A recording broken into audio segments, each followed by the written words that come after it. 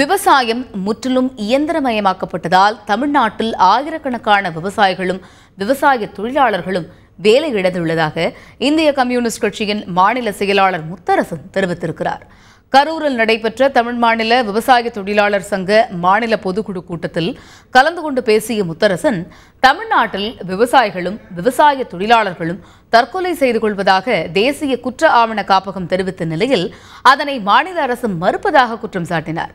மகாத்மா காந்தி வேலை உறுதியளிப்பு திட்டம் சீர்குலைக்கப்பட்டுள்ளதாக கூறிய முத்தரசன், விவசாயம் முற்றிலும் இயந்திரமாக்கப்பட்டதால் தமிழ்நாட்டில் ஆயிரக்கணக்கான விவசாயிகளும் விவசாய தொழிலாளர்களும் வேலை இழந்துள்ளதாக குறிப்பிட்டார்.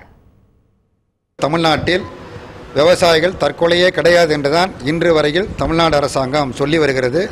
இப்படி தற்கொலை செய்து கொள்வதற்கான அடிப்படையான காரணம் மத்திய மாநில அரசுகள் தொடர்ந்து பின்பற்றி வருகிற விவசாய விரோத கொள்கைகளின் காரணமாக இந்த தற்கொலைகள் நிகழ்ந்து கொண்டிருக்கிறது.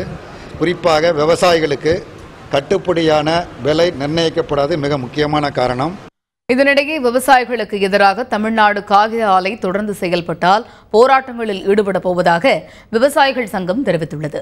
புகழூர் காகித ஆலைக்கு தேவைப்படும் மூலப்பொருளான யூக்கலிப்டஸ் மரத்தை வழங்கும் ஒப்பந்தத்தில் மாற்றம் செய்து விவசாயிகளை ஏமாற்ற முயற்சி நடைபெறுவதாகவும் விவசாயிகள் சங்கம் குற்றம் சாட்டியிருக்கிறது. இந்த நடவடிக்கையை கண்டித்து காகித ஆலை முன் பல்வேறு போராட்டங்களில் ஈடுபட போவதாக விவசாயிகள் சங்கம் தெரிவித்துள்ளது.